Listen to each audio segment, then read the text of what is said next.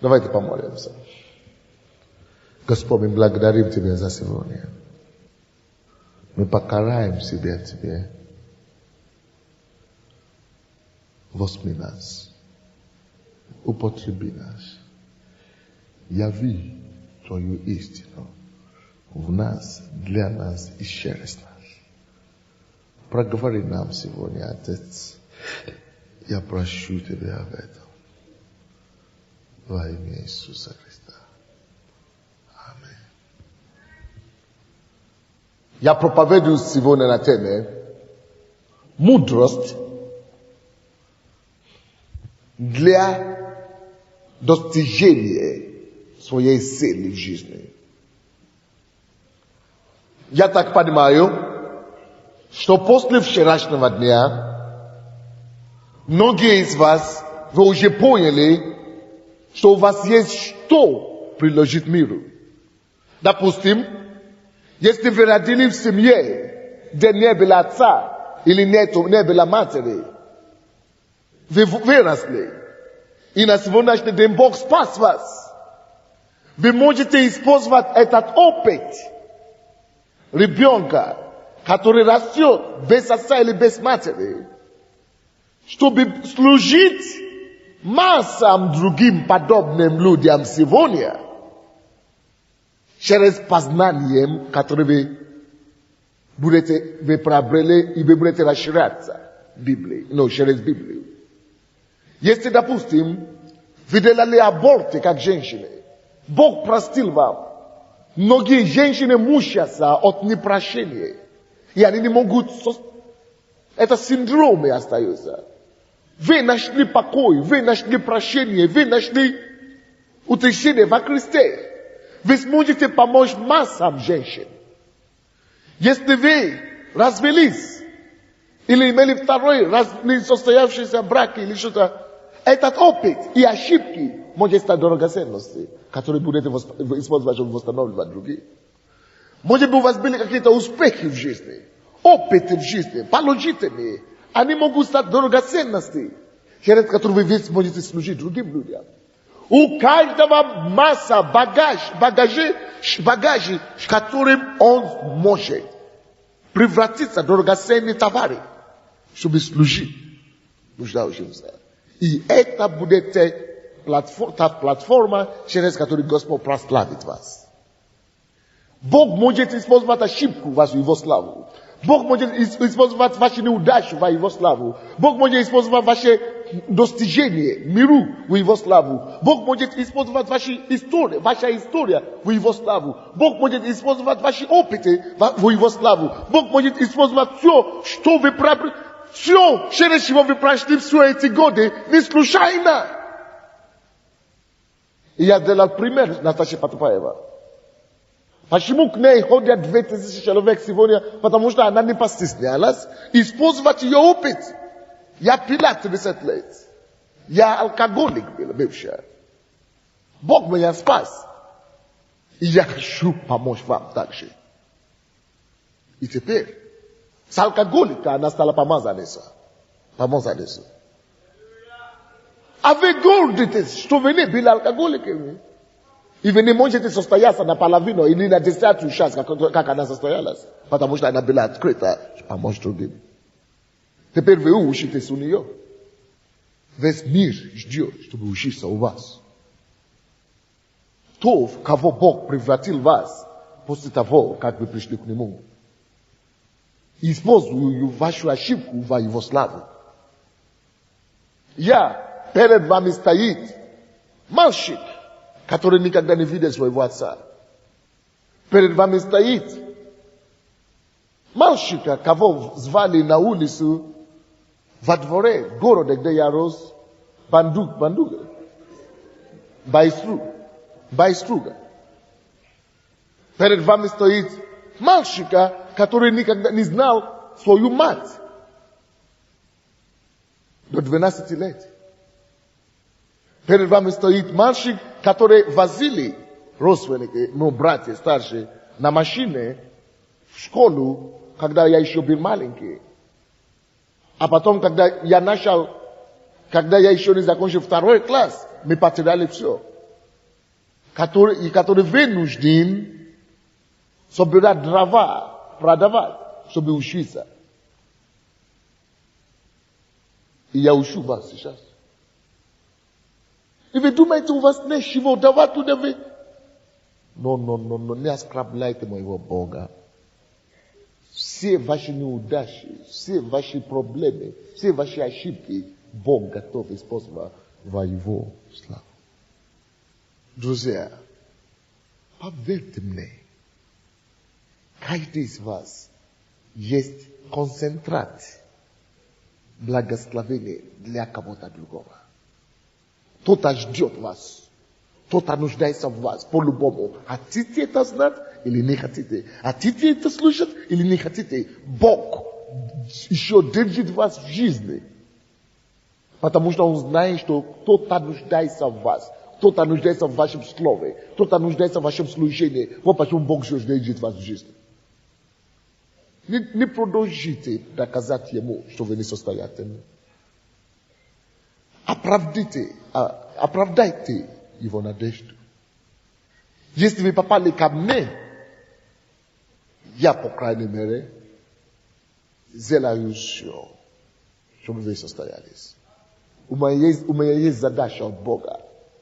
Превратить всякого человека, кто приходит на мне на путь, кто приходит на мой путь жизни, сделать его успешным. Это моя задача. Но, несмотря на то, что я сделал все, что я смогу, нужна ваша поддержка, ваше понимание, ваше содействие. Я могу из любого положения несостоятельности, из любого состояния неудачника, это моя проблема. Я могу сделать вас самого ведущего. Я могу. Вам не надо пойти к Богу. Я здесь. Он со мной. Я с ним. Он во мне. Он уже дал мне то, что надо, чтобы вам состояться. Вот почему мы все живем. Бог на небе. Но Он вложил частинку себя во всех нас, чтобы мы могли сделать людьми счастливыми. Потому что мы не сможем найти его, как только через человека. Через нас. Мир хочет быть счастливым. Я все-таки хочу знать. Я все-таки хочу верить, что мы все, кроме тех, которые вышли, уже знаем примерно, к чему мы призваны, или же от что-то, что мы можем приложить мир. Именно с учетом этого, я хочу проповедовать сегодня на этой теме, которую я сказал. Или я не сказал до конца. Какая тема я сказал? Мудрость для достижения цели. Откройте, пожалуйста, книгу Аввакум. Первую истину, первую мудрость, которую вам надо, чтобы достигать своей цели в жизни. Аввакум, 2 глава, 2 стих. Вы уже имеете представление, какое-то, чем вы сможете служить миру. И после того, как вы уже обнаружили, какое ваше призвание, вы должны иметь или приобрести себе тетрадь. Напишите мудрость, чтобы состояться. Первая мудрость – это тетрадь. Напишите тетрадь. Тетрадь. У меня должна быть тетрадь. Что в этом тетради должно быть? Вы должны иметь тетрадь. У вас должно быть вообще несколько тетрадей. Первая тетрадь, чтобы конспектировать проповеди, слова. Вторая тетрадь, чтобы писать свидетельства или молитвенные нужды и ответы на них. Третье свидетельство, третья тетрадь, Это должна быть тетрадь, документирующая Божьи цели, призвание и предназначение, которое Он открывает вам, и пути достижения их. Об этой тетради я еще говорю сегодня. Вы должны иметь тетрадь, не просто где одну тетрадь, где вы пишете все кушу. Но вы должны иметь тетрадь, где вы пишете то, что Бог открывает вам делать в жизни. Какие пути, какие мудрости, какие шаги вам делать. Как Бог открывает вам, что это писать. Итак, первая мудрость. Откуда мы это знаем? Оно есть в Библии. Аввакум 2:2. И отвечал мне Господь и сказал: запиши видение. То, что ты видишь. Видите, в воскресенье я проповедовал о том, что есть разница между того, чтобы смотреть, между того, на то, что ты смотришь, между тем, на что ты смотришь, и того, что ты видишь. Смотреть, это мы смотрим на себя и видим разводного. Видим ребенка без отца. Видим то, что мы есть сейчас. Это когда мы смотрим. Но видеть, это видеть то, что заложено. Кем я стану, я смогу быть. Поэтому здесь именно говорится о видении. Не о том, не о смотреть, не о том, что ты есть. Но о видении, что ты видишь. Поэтому, если вы имеете то, что вы видите о своей жизни, о своей судьбе, видите ли вы что-то о своей жизни? Не то, что есть, не то, на что вы смотрите сейчас. Но можете ли вы видеть, что через какое-то время я могу, я стану, я буду. Вот то, что вы видите, об этом вы должны писать. Это вы должны писать. Посмотрите 2 стих. И отвечал мне Господь и сказал: запиши видение. Запиши видение. То, что ты видишь. Относительно своей судьбы. Относительно твоего призвания. Относительно планы. Цели твоей жизни. И начертай ясно на скрижалах, чтобы считающий легко мог прочитать. Что это значит? Это значит, не просто нужно писать, что я стану миллионером однажды. Написано, начертай ясно. Допустим, Бог не ложит, что Он хочет, чтобы я финансировал Евангелие. Если, например, и я знаю, что я должен быть бизнесменом, я должен стать богатым. Я пишу, я должен стать богатым, я буду финансировать Божьи дела. Я знаю, что я буду зарабатывать миллионы. Это одно, это общее. Но написано, начертай. Это значит, видели, пункты, зелей планы. Ясно. Чтобы те считающие мог легко, чтобы считать и понять. То есть, если я буду миллионером, это значит, я говорю, что я должен понять, Господь, какой мой товар? Чем я должен приложить мир? Что я должен приложить миру? Я вижу направление. Производство книг, производство обуви, одежды, или, другие бизнес, строительство, или банк. Что-то направление, музыка. Я должен писать какое-то направление. Где мое призвание, где мои дары. Так? Может быть, мне нужно учиться для этого. Пишу. Может быть, мне нужно учиться не только из Библии для этого, но мне нужно еще учиться в университете, или поступить заочно, или что-то. Тоже пишу. У меня нету знаний для этого, не хватает кругозора. Пишу. Брать опыт и так далее. То есть делать это ясно, чтобы она могла легко понять. Итак, первая мудрость достижения своей цели.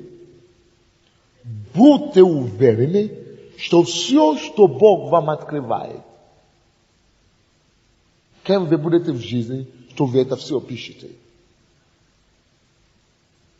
Допустим, мой план в жизни на Украине – это привести 5 миллионов человек к Богу на Украине.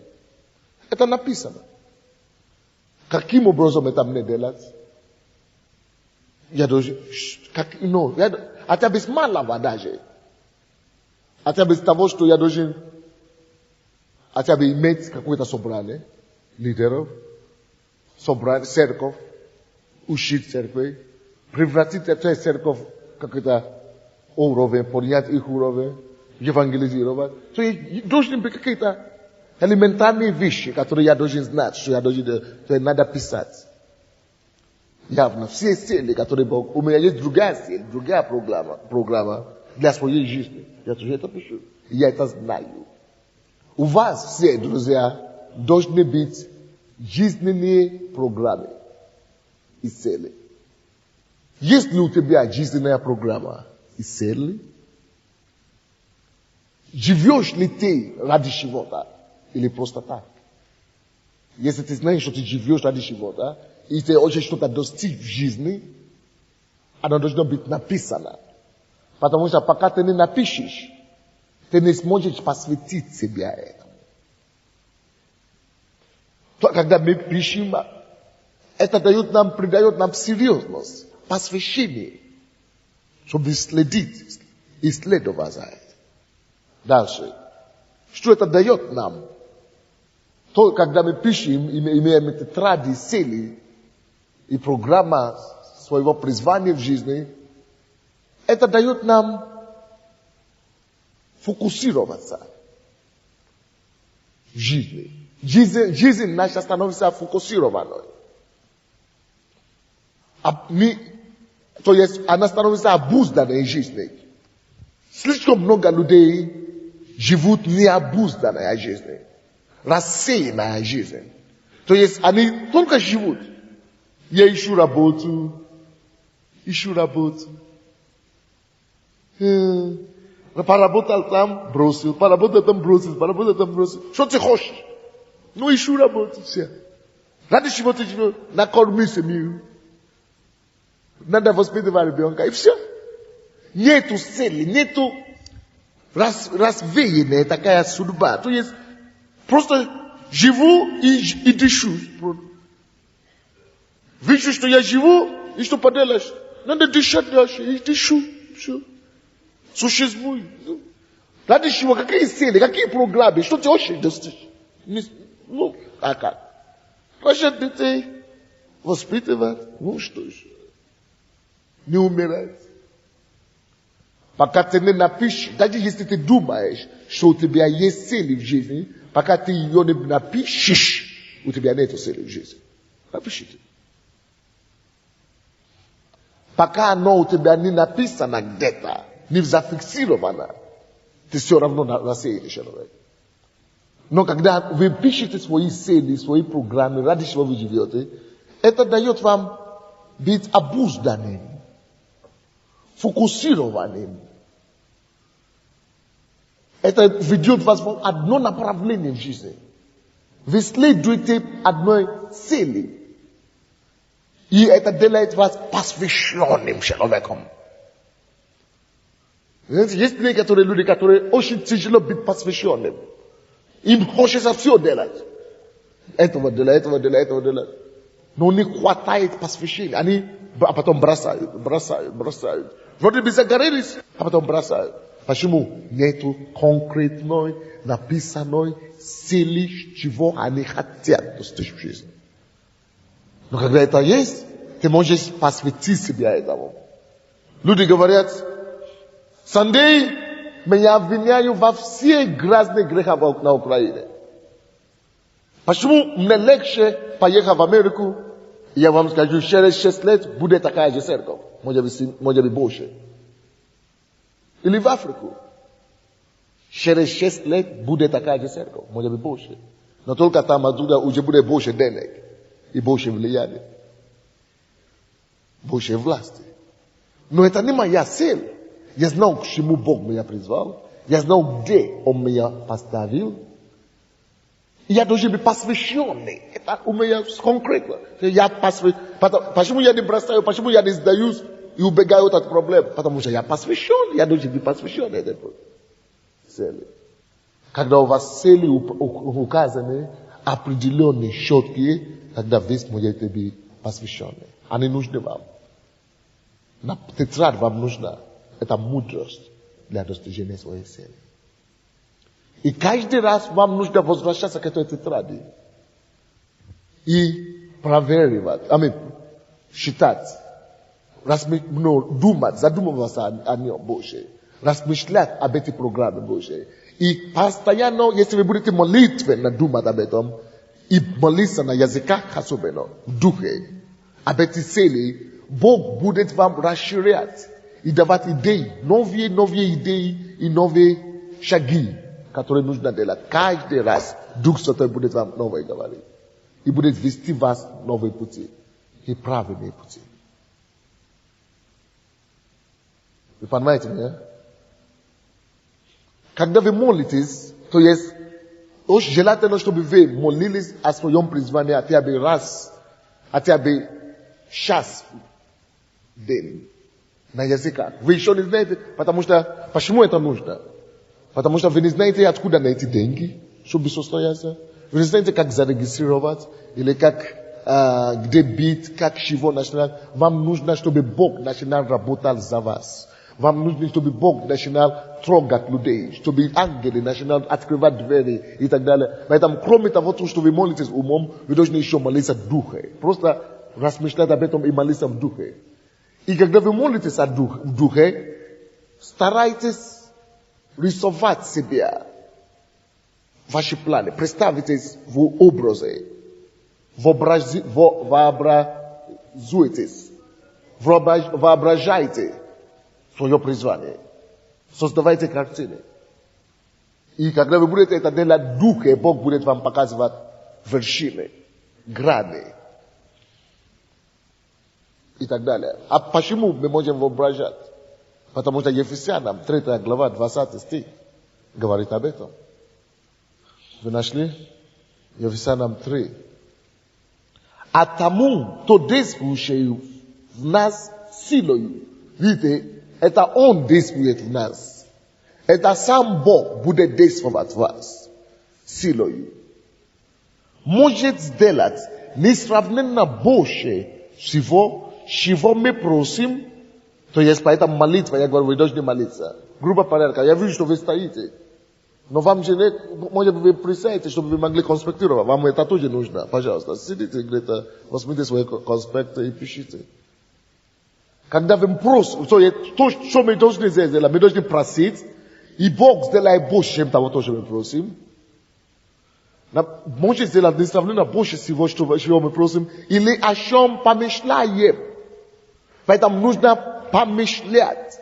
И это слово помышлять не просто думать в этом направлении своего призвания, но на английском это значит воображать. Слово помышлять это значит воображать. Вы должны думать и мысленно воображать свое призвание. Тогда вы сможете видеть точно, кем вы будете, куда вы идете. И тогда не будет рассеянности у вас в жизни. Вы знаете, кем вы будете, вы знаете, к чему вы призваны, вы знаете, что вы состоитесь, у вас нет сомнений в этом. Может быть, у вас пока нет успеха какого-то великого. Может быть, нет какой-то предпосылки. Но радуйтесь от самой радуйтесь от самого маленького достижения. Пускай каждый шаг, направление вашей мечты радует вас. Допустим, сейчас у меня огромная судьба, огромное призвание для мира и на Украине. Я хочу спасать 5 миллионов украинцев, а у меня всего лишь только 80 сейчас в Киеве. Разве я расстраиваюсь? Нет. Даже если один человек еще кается, я радуюсь. Потому что я иду правильное направление. А я верою знаю, что тот, кто действует во мне, сможет делать намного больше, несравненно больше. Я жду его чуда. я жду его чуда, я молюсь за его чудо, я провозглашаю его чудо, я знаю, что однажды взорвется. И тысячи будут миллионы. Дайте Богу славу.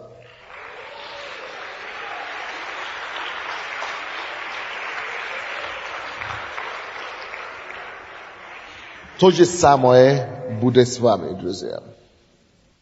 В этом пункте первой мудрости, которую я вам дал, я закончу одной мыслью. Планировать. То, что я говорю вам, иными словами, можно сказать, что это планирование. Так? Свое будущее, свои программы, свое призвание. Слушайте меня внимательно. Только верующие, или только люди, которые умеют и уделяют времени писать цели и планировать свои цели в жизни, только они могут или только они в состоянии предсказать их величие. Потому что планы подсказывают и предсказывают то, что они достигнут. А тот, который не планирует свое будущее, значит, планирует потерпеть поражение. Он вроде бы не планирует, он не пишет планы. Но этим самым он делает планы, не писаны своей неудачей, своему поражению. А тот, кто может и уделяет времени планам, тщательному разработке своей цели в жизни, этим самым предсказывают своего величия, кем я стану. Планы, писанные программы своей цели в жизни, это заявление небесам, духовный мир, о том, что вы будете успешными. А когда вы еще молитесь, ходатайствуете об этом, в духе, каждый день, и делаете каждый день какой-то шаг в это направление, все. Дьявол даже не может остановить вас. Вторая мудрость. Я хочу дать вам 4 мудрости сегодня.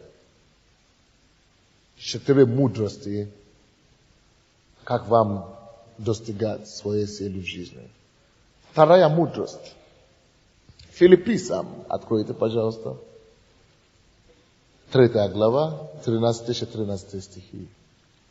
Алло, is this? Филиппийцам 3, 13-14 написано. Братья, я не посчитаю себя достигшим, то я недоволен своим сегодняшним состоянием, а только забивая задное и простираясь вперед, стремлюсь цели. У Павла была цель.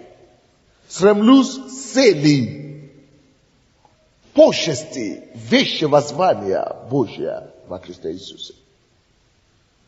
Послушайте, братья и сестры, вторая мудрость. Вторая мудрость, это вам нужно делать шаг или программа действия, направление своей цели на каждый день. Каждый день, когда вы стоите утром, сделайте хотя бы что-то, направление своей цели. И я думаю, что первое в этой программе должна быть молитва. Хотя бы молиться о своей цели в жизни, о своем призвании. То у вас должна быть каждодневная программа. Направление того, к чему вы призваны. Если вы призваны быть бизнесменом, спросите у себя каждый день, что я сегодня смогу делать в этом направлении. Может быть, встретиться с кем-то. Может быть, читать какую-то книгу. Может быть, молиться. Может быть, учиться. Может быть, собрать людей. Может быть, массу вещей. Молитесь об этом, это будет открываться вам. Это вторая премудрость. Я буду это разъяснить дальше. Вы поняли, что я имею в виду, да? Расписание на каждый день. в отношении, планы действий, вернее, лучше вот так. Планы действий каждый день, позадневные, каждый, планы действий в направлении своего призвания. Желательно ставить их.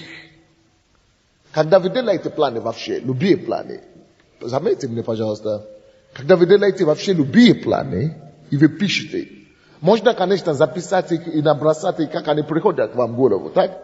Но потом, будьте уверены, уделите время, чтобы писать их по порядку важности. Потому что я обнаружил, что я, допустим, как пастор, я знал, что его не стоило, чтобы приучить наших пасторей и лидеров тому, чтобы ходить с блокнотом на каждый день. И до сих пор я знал, что они даже еще не ходят. Даже те ребята, которые со мной каждый день, постоянно забивают что-то. Постоянно что-то забивают. Вот почему нужно писать. Бог придумал чернила и бумагу не потому, что Он нам не дал мозг, а потому что то, что ты написал, тут остается написанное и бумаги. А то, что ты запоминал, того ты не сможешь гарантировать.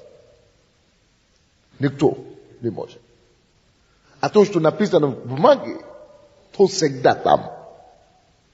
Не потому, что Бог хочет издеваться над нами, но потому, что Бог умнее нас.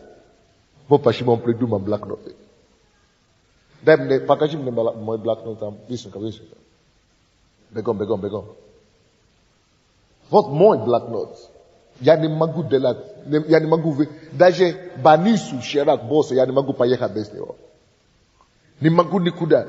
Вроде бы она мне не нужна там, но я не могу выйти из дома без нее.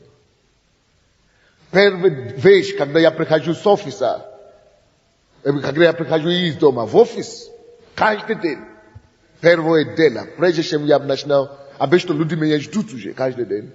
Но я говорю, подождите. Они стоят на улице, возле двери, и я сажусь и открываю свой блокнот. Прежде всего. Я должен посмотреть, что я писал вчера, что еще не исполнено. Я должен посмотреть, что я писал сегодня ночью, пока я молился. Я должен посмотреть, что Бог мне говорит сегодня утром, что я должен дать кому-то. Это первый помощник. Первый помощник. Я доверяю моему блокноту больше, чем я доверяю своей голове. Так что у кого еще нету блокнота? Вот такие блокноты. Есть современные такие. Органайзер называют их сейчас. Да? Организатор. Органайзер или организатор называется. Тут написано дни, месяцы, как что каждый день. Они продаются. У кого такие есть вещи? У кого нету еще? Привыкните работать. Найдите их. Есть женские такие, маленькие, красивые такие. Но потому что вы думаете, что это дорого, вы любите купить вот такие тетради, вот. Как проповеди пишете. Такие проповеди, как проповедь писать, они и нужны для проповеди. Это правильно. И они нужны для цели жизни. Но, чтобы писать каждый день, это еще другой тетрадь. Это не тетрадь, это организатор надо. Это на каждый день, это ваш друг, это ближе должна быть, чем Библия к вам. Я не пастор. Я знаю важность Библии. Но я говорю, это должно быть еще ближе. Значит, это очень важно. Для людей, которые достигают успеха в жизни. Для кого?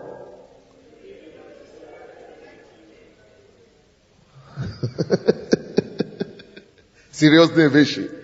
Я говорю, пастор, что он говорит в эти дни? Серьезные вещи. Потому что моя программа сделала всех членов этой церкви samimi velikimi ludmi v tom gorode i v tej strane 60 let. Popatrzymy, ja dość tratit moje vremia i dość vlaživati. Vy dość stát velikimi. U vás nie to vybora. Evangelie сделает вас такими. Я говорю, Евангелие сделает вас такими. Я говорю, Евангелие сделает вас такими. То есть, когда вы пишете каждый день то, что вы должны делать в этот день, конечно, много чего мы делаем вообще-то каждый день.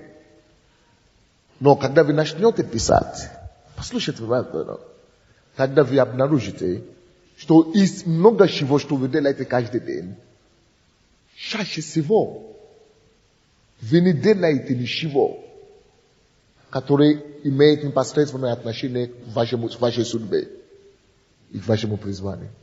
Чаще всего так получается. Когда вы смотрите список, что вы делаете, вы видите, я даже не понял, что я делаю. Я не говорю о тех, которые работают постоянно уже в своем призвании, которые на работе или в служении. Эти в основном в своем призвании крутятся. Но я говорю об обыкновенных людей. Мы просто делаем, мы позволяем миру, обстоятельствам, проблемам диктовать нам расписание. Мы позволяем дьяволу и обстоятельству составлять нам наше расписание на день. Мы не можем себе позволить. Мы люди судьбы. Мы слишком ценим свою жизнь, чтобы это позволить.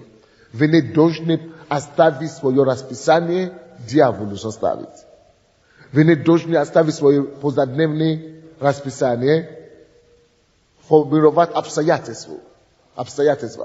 Вы сами должны взять решение, взять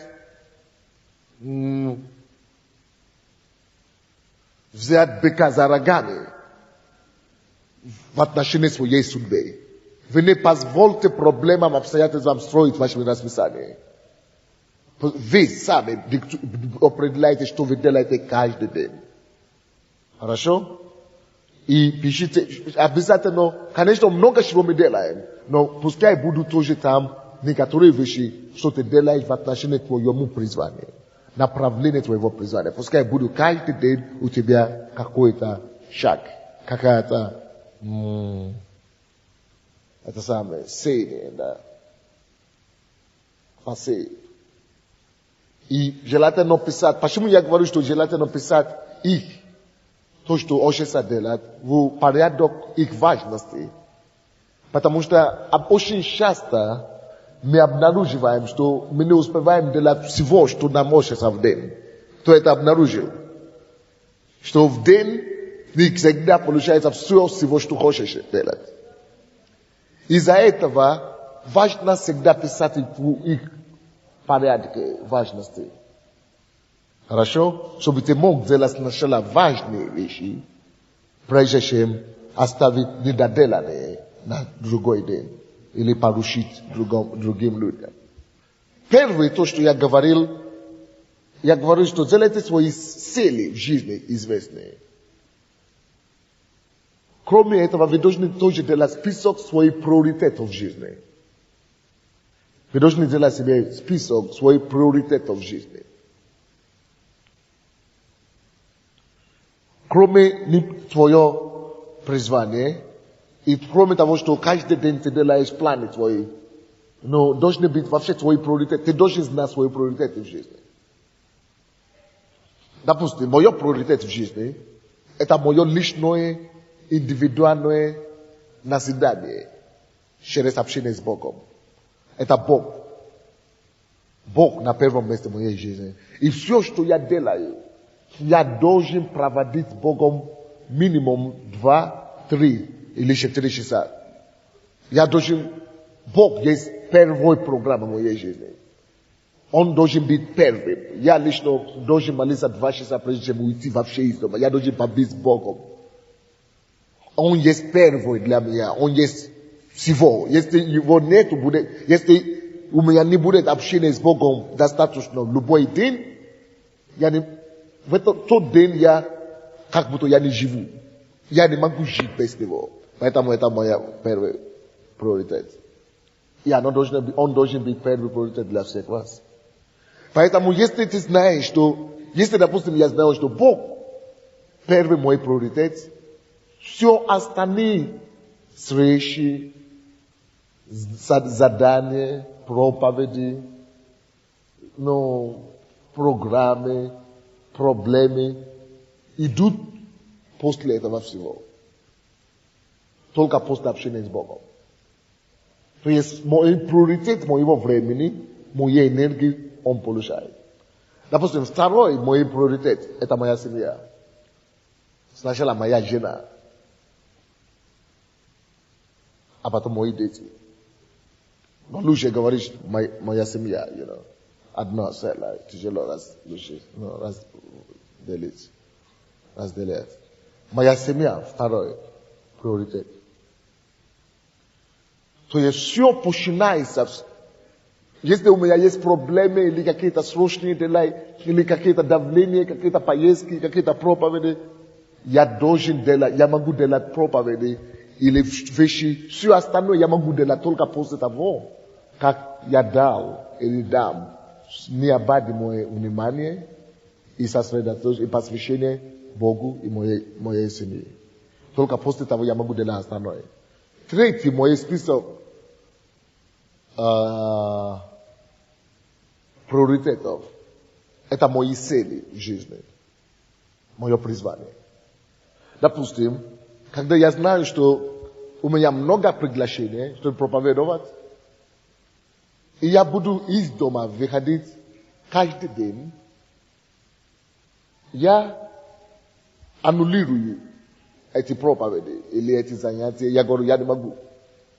Допустим, каждый месяц, 8 месяц, я уделяю одну неделю Богу полностью. И одна неделя или некоторые дни недели я должен быть дома. Поэтому какие бы ни были приглашения, проблемы, это самое, я говорю, хорошо. Но это только я ставлю их намного ниже. После того, как я знал, что я не смогу в это время, я должен быть с Богом. Я не смогу, я должен быть дома. Все остальное уже идет после этих приоритетов.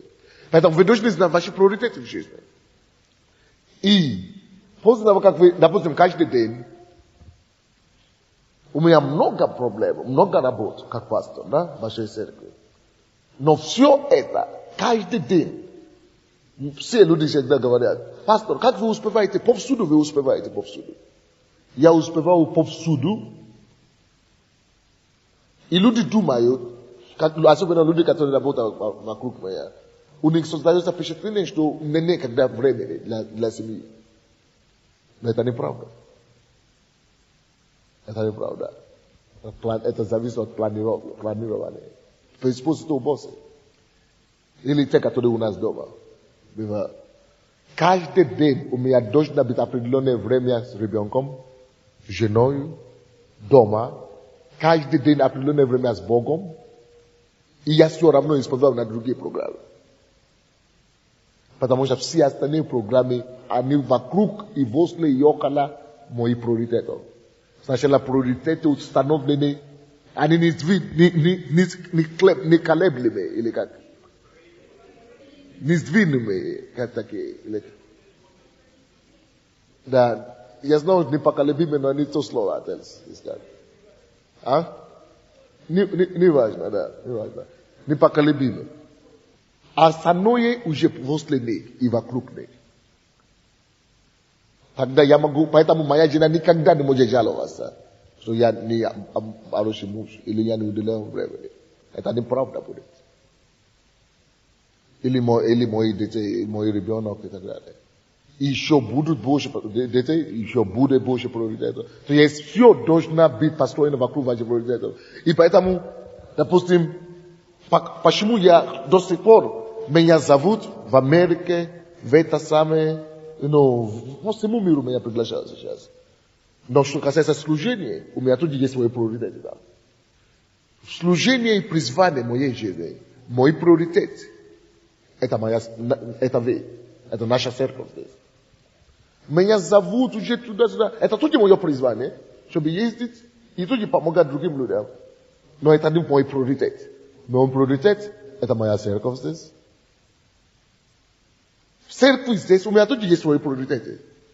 Мой первый приоритет – это свои служители, пастыря, помощники, а потом служители, а потом верные люди в церкви и так далее. То есть у меня есть тоже свой приоритет. Везде вы должны иметь свои приоритеты, короче.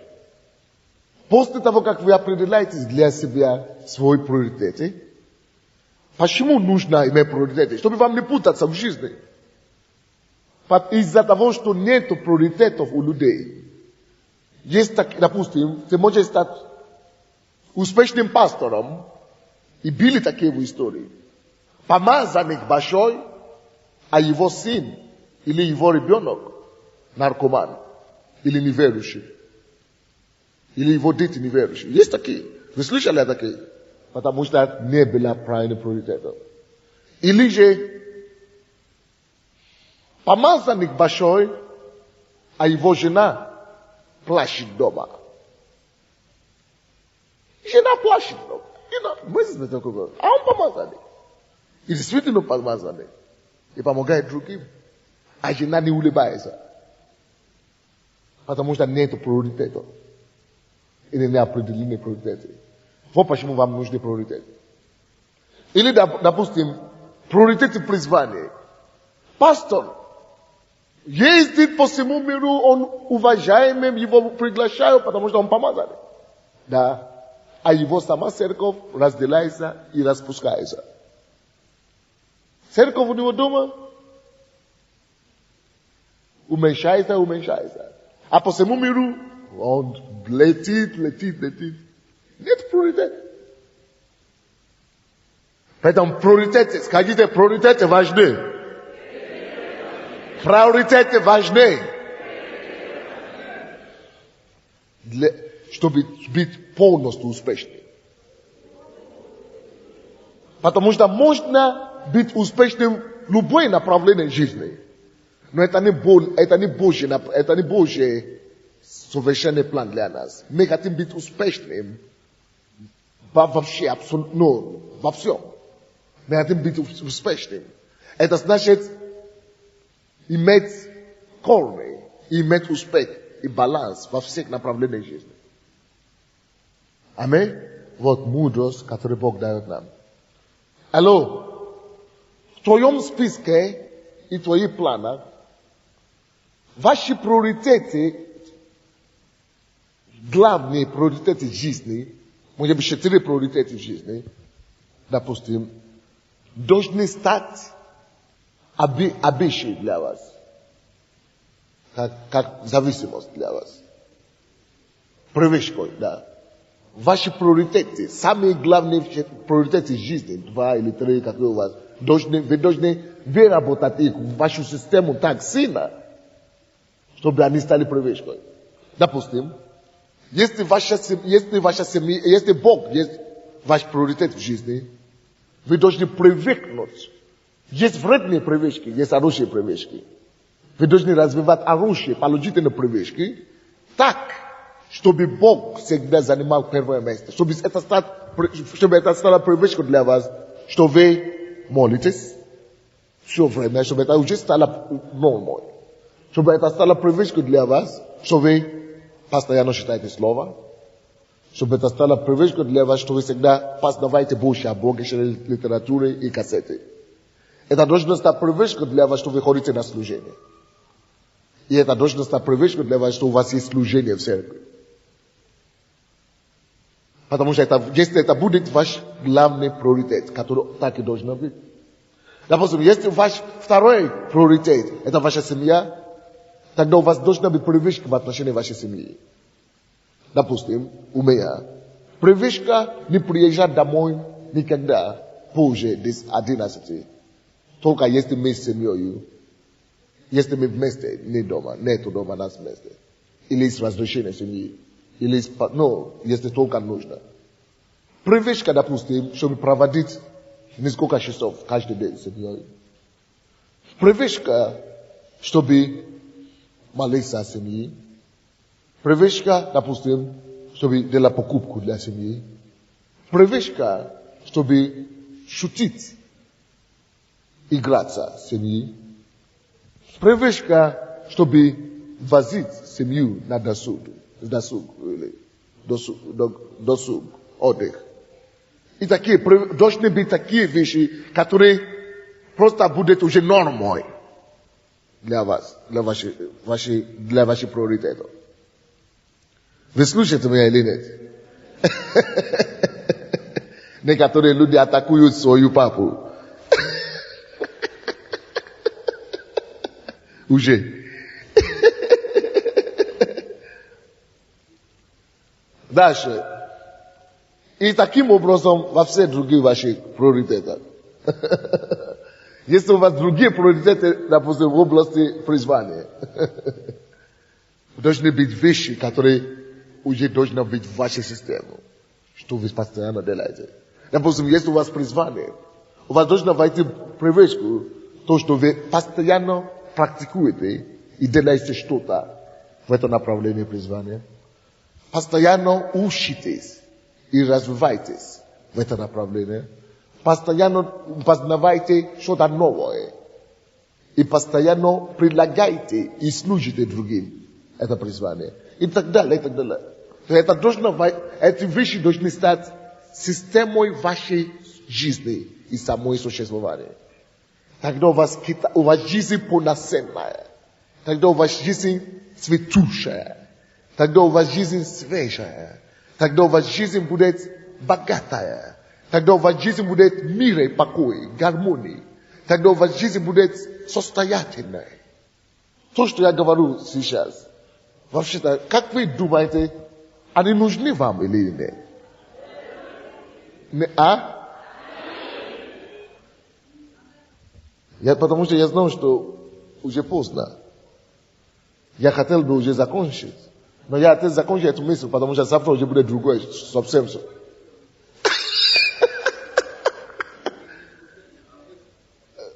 Да, не время, самое главное. Поэтому мы должны определить для себя свои приоритеты. Если вы думаете, что, допустим, это для вас приоритет, то, что вы учите, тогда я могу закончить эту мысль. А если, допустим, у вас более сильный приоритет, тогда вы спешите, допустим, у меня встреча должна быть. У меня друзья, которые приехали, и мы должны встретиться сейчас, у меня встреча.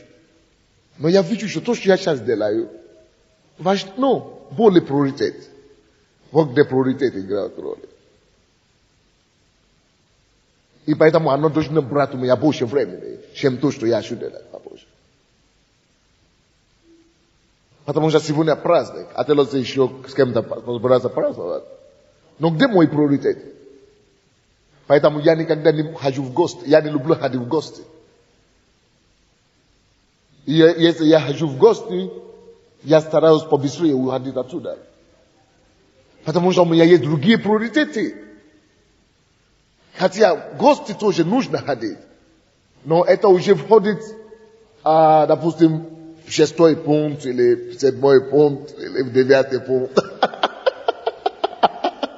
А нужно время, чтобы уделить первым, вторым пунктам. Допустим, когда речь идет о служении и о жизни, приоритеты — это мои 12. Моя приоритет. Кроме семьи, кроме это самое, Бог, это мои 12. Приоритеты. Поэтому если у всех людей в церкви есть день рождения, то я могу ходить только прежде всего. Я хочу ходить ко всем. Но прежде всего я обязан те, которые мои 12. Иногда даже к ним я не успеваю, потому что и другие приоритеты. Тогда жизнь может быть успешной. Жизнь может быть какой? Успешной. Фокусирование на своих приоритетах избавляет вас от путаницы в жизни. Допустим, я был однажды у одного очень богатого человека в Киеве, миллионер, один из очень известных политиков Украины. Он принял меня в свой офис, не поговорили с ним, он очень сильный человек. Но его семья распадается. Он зарабатывает миллионы,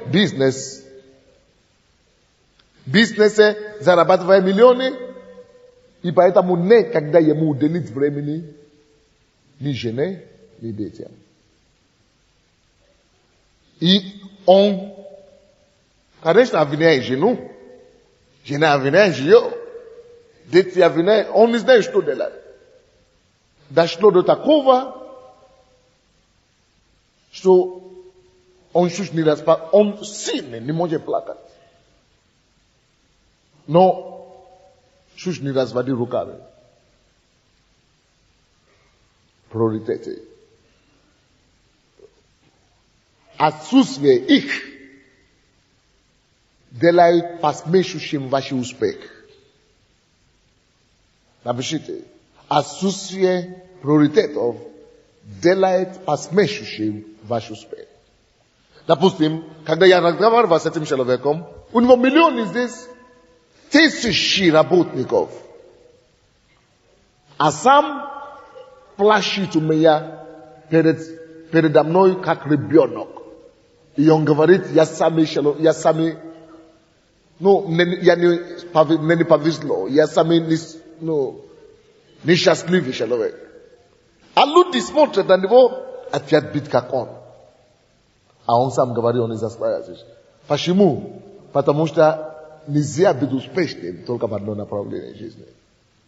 Приоритеты спасает и сохраняет и сберегает ваше счастье. Поэтому приоритеты нужны, друзья. Отсутствие их делает посмешущим ваш любой успех. Что толку мне быть пастором большой церкви, когда мои дети не спасутся? Что толку мне быть посвященным мужем и семенином, когда я несостоятельный на работе или в обществе и не исполню свое призвание? Что толку мне, когда я учу других, а сам не имею мира в сердце или покоя в жизни? Что толку? Вот почему Бог, никто не может позволить себе жить независимо от Библии. Если вы объявите свою независимость от Бога, значит, вы объявили независимость от счастья и от жизни. Как только что человек объявляет независимость Богу, от Бога, так и он вычеркивает свою жизнь. Он начинает праздновать свою похорон. Он начинает что? Праздновать свою похорон. Это будет медленно и постепенно, но это будет всеобъемлюще. Допустим, человек начинает жить без Божьих принципов, он может сначала потерять мир в сердце. Потом, вроде бы все остальное получается. Потом потеряет святость, приличие человека. А потом обнаруживает, что он потеряет гармонию в доме. Потом обнаруживает, что он потеряет лицо в обществе. Потом и бизнес, и работа рушится. Человек начинает похоронять самого себя медленно, но прогрессивно. Так что нельзя объявить независимость от Бога. Но почему наш первый приоритет должен быть Бог?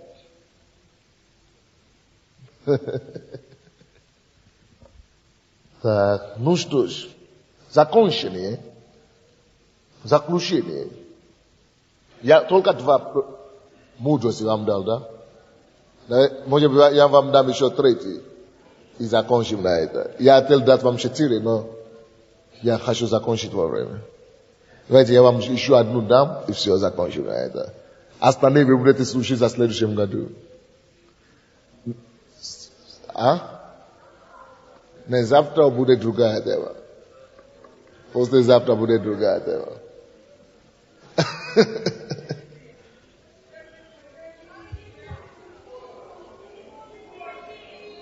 Хорошо, давайте тогда считать, может быть, дальше. И если вам надо уйти, вы можете уйти. Да. Хорошо, дальше сейчас. Следующее, что вам надо знать. Третья мудрость. Третья мудрость. Вам нельзя, старайтесь никогда не перегружать себя задачами. Как не нагрузить себя, или как это, не перегружать, да? Старайтесь в своих планах и своих целях не перегружать себя слишком многими обязанностями или обещаниями. Псалом 45. Это 45-й псалом. 11 стих. Остановитесь и познайте, что я Бог. Буду превознесен в народах, превознесен на земле. Он говорит, что остановитесь и познайте, что я Бог. Мы должны познать, друзья. Иногда нам нужно останавливаться. Нам надо научиться останавливаться. Так что не перегружайте себя.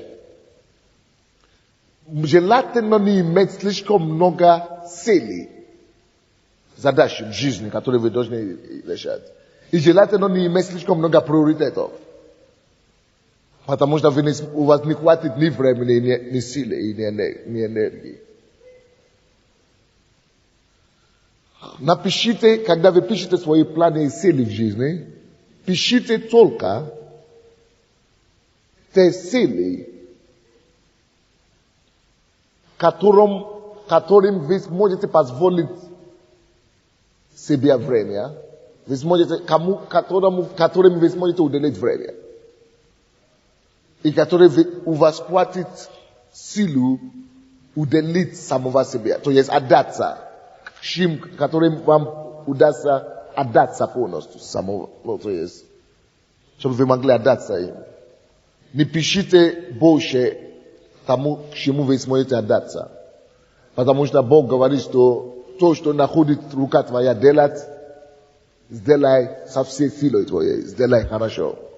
Если у тебя слишком много целей, вы не сможете отдаться полностью этим целям. Надо писать те цели в жизни, которым ты сможешь делать ровно хорошо. Или отлично хорошо. Только тем целям, которые ты сможешь отдаться полностью. Сделать на отлично. Те вещи, которые ты не сможешь делать на отлично, желательно поручить другим человеком. Или оставить это другим людям. Вы слушаете меня, не? Поэтому научитесь в своей жизни определять, что главное. Научитесь определять главное в жизни. Из-за того, что люди не научились определять главное в жизни, поэтому незамужние девушки, допустим, могут переспать с парнем до брака. Нету главной цели в жизни. Они потом портят всю свою жизнь потом. Из-за того, что люди не умеют знать, что важнее. Многие делают очень многие поступки, которые потом разрушают их будущее. Вы не должны быть из них. Так что научите в выделять свои приоритеты, свои главные приоритеты в жизни. Уделите время только важным. Время ваше принадлежит только самым важным вашим целям. Ваше время и ваша жизнь принадлежит только самым важным. Второстепенным вещам желательно избежать. Второстепенные вещи. Потому что то, что вас не обогащает, оно убавляет вас. Или так можно сказать? Убавляет?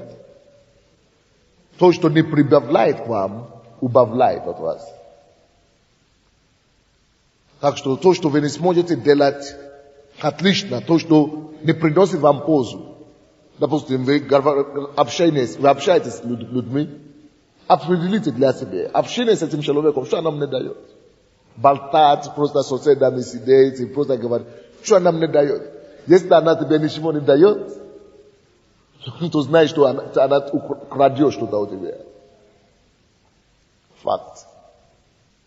Допустим, если ты общаешься с людьми, и ты знаешь, что ты передаешь им что-то ценное, это другое дело. Или ты получаешь от них что-то ценное, это другое дело. Но просто лишь бы ради приличия, чтобы не сказали я голодный, чтобы не сказали, что недоступны. Ради эго.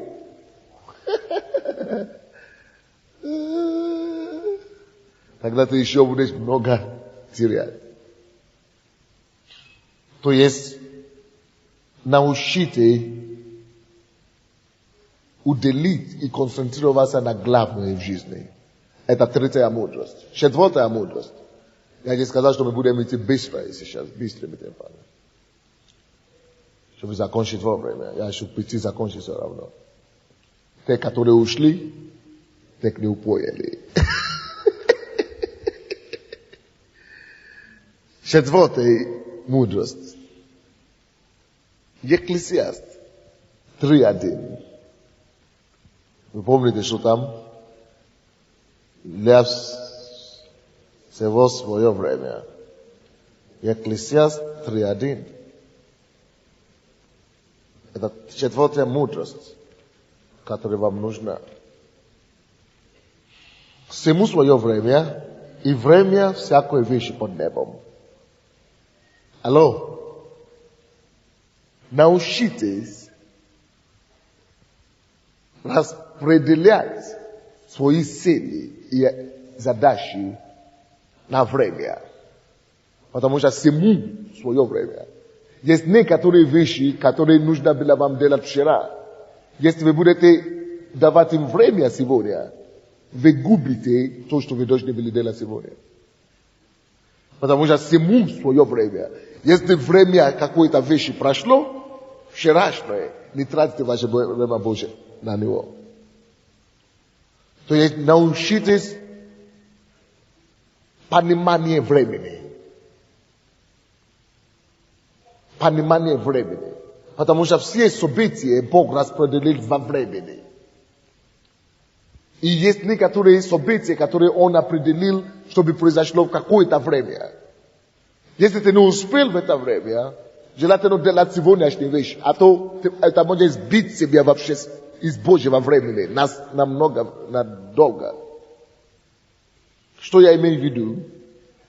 Я имею в виду, что старайтесь ставить себе временные сроки, то, что вы делаете, то, что вы хотите делать. То есть определенные сроки для задачи. Не просто растягивайте, когда-то сделаю. Очень часто вы никогда и не делаете.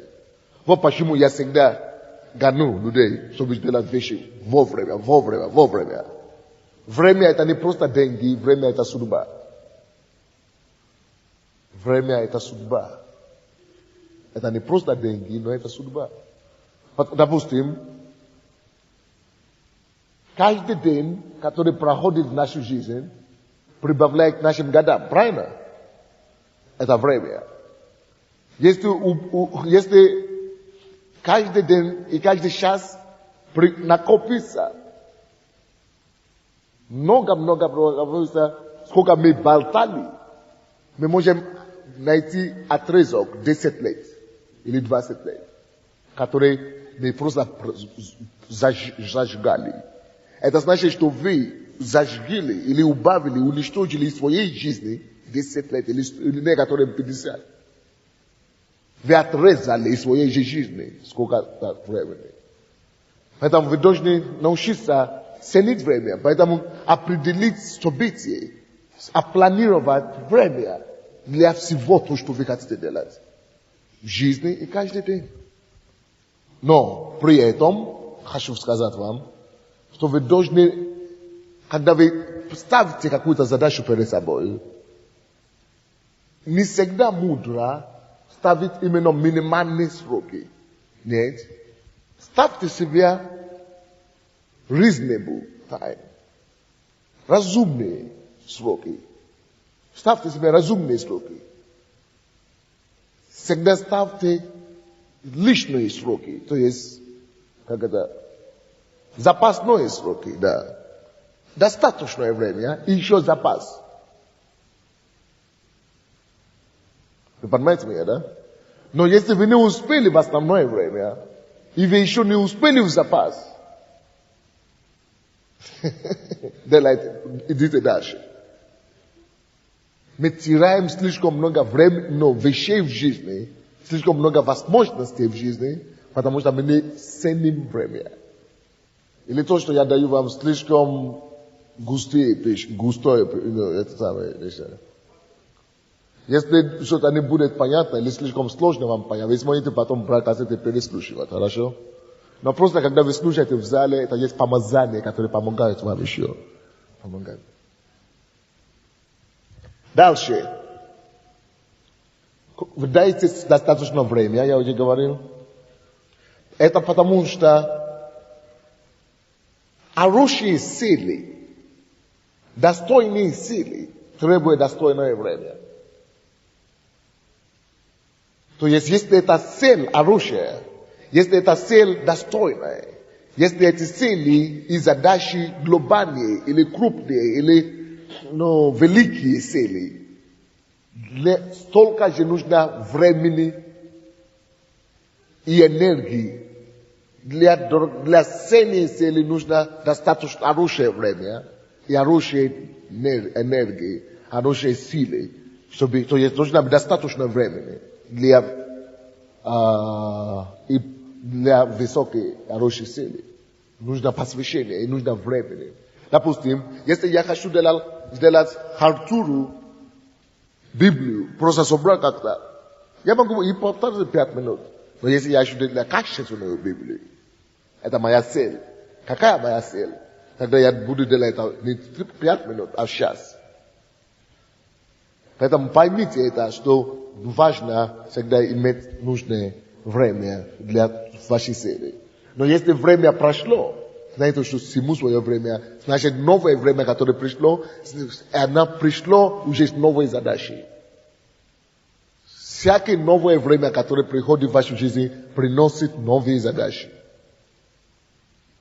Так что, если вы будете делать вчерашние задачи, сегодня, вы можете путаться и принести остановку вообще в развитии своей судьбы. Так что, как это вам поможет? Что вам поможет в планировании времени? Когда вы ставите свои цели и приоритеты, будьте искренними с самим собой о своей возможности, о своей силе, о своих ресурсах, о своих средствах и потенциалах. Что вы имеете в распоряжении? И о своем времени, которое доступно вам. Когда вы искренне посмотрите все это, сделайте планы, выделите время, еще и запас, и тогда начните влаживать все свои силы, активно подключаться к работе. Вы должны делать работу. Вы должны трудиться. Труд и работа есть способ, как вам высвобождать то призвание, которое Господь дает вам. Только через работу любое предназначение из цели достигается. Все, что вы будете делать в жизни, вы должны без только через работу. Вы можете, то есть, допустим, если Бог поставил вас и вложил вас быть миллионером, пока вы не начнете работать, вы не сможете зарабатывать первые деньги. Хотя Бог вас поставил миллионером по призванию, но миллионы не падают к вам. Только вы должны работать, чтобы Бог умножал. Допустим, Бог говорит, что я благословлю тебя 30 крат, 60 крат, 100 крат. Но если ничего ему, если ты ему не принесешь ничего, ты принесешь Богу 0, а он обещал тебе, что я благословлю 100 раз. Это значит, если ты умножишь 100, 0 на 100, сколько ты получишь? 0. Потому что ты не трудился. А допустим, если Бог говорит, что я благословлю тебя 100 раз, 100 крат, и ты принес ему 10, ты разработал и трудился на 10, а другой человек трудился на 100, то будет иметь больше. Потому что Бог обещал и тому благословить 100 раз. Ты принес ему труд на 10, а другой принес ему труд на 100, он и тебя благословит 100, и на 100 крат, и ему благословит 100 крат. У него, конечно, будет больше 100 на 100, получается миллион, или сколько? 10 тысяч. А ты принес 10, у тебя будет сколько? 1000. Не потому что Бог его больше любит, потому что он больше работал. Труд. Вот почему Бог сказал Адаму, несмотря на то, что он благословил его бытие, плодись, умножайся и господствуй над землей. Сам Бог благословил Адама, чтобы он умножался. Но Бог уже сказал, Слово Божье не может остаться неисполненное. Но это слово осталось бы неисполненное, если бы Адам не пошел на работу.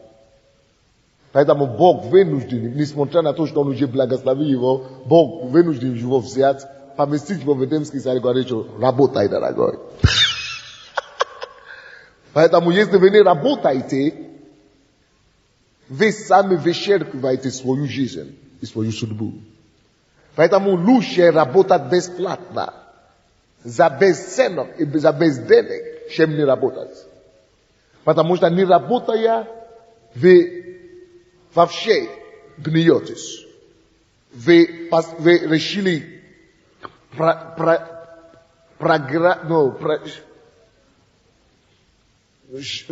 огнем свою жизнь прожить. Это то же самое, что вы прожгли и прожигаете свою жизнь. Все. Когда вы очнетесь, вы обнаружите, что вам уже 50 лет. Или вы уже инвалид не от труда, а от бездействия. Давайте станем на ноги. 4 мудрости для достижения своей цели. 4 мудрости для чего? Повторяйте их ко мне. Первое.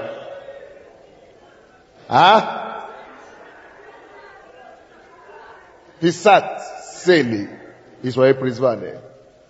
Второе.